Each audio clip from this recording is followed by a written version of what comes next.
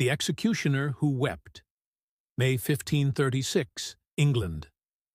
When Anne Boleyn, Henry VIII's queen, was sentenced to die, even her executioner begged forgiveness. Convicted of treason and adultery, Anne had been sent to the Tower of London, and in 2 days would mount the scaffold. Before that, she gave a final speech, praising the king and refusing to curse him, even though that was the one thing that might have saved her life. The French swordsman hired to kill her was so moved by her grace under pressure that as he prepared to strike the fatal blow, he wept. He whispered, "Pardon me, madam," to which Anne replied, "It is well. God damn the executioner." And with that, he struck her head with a single clean blow. Her body was then dismembered and burned. But Anne's head, they say, was cut off a little too sloppily. It was placed in a leather bag with a red cross and hung from the gallows at Tyburn until it decomposed. What a horrible way to go. So does this story have any truth to it? Well, there are records of Anne's execution, but the story of the weeping executioner is almost certainly a myth. Historians believe it was created to make Anne seem more noble and tragic, which is kind of ironic considering she was actually pretty horrible.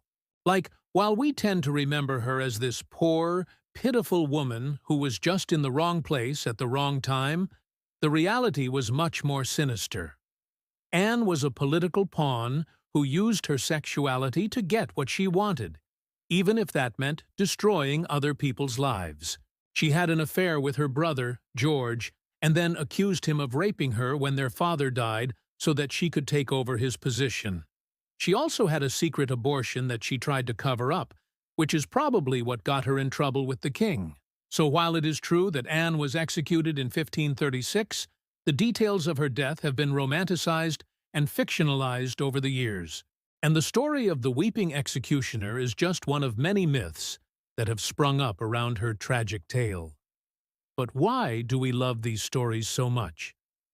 Well, sometimes power kills the innocent. Like Anne, Thomas More was another victim of Henry VIII's ruthless regime, and his story is one of the most fascinating and heartbreaking of the Tudor era.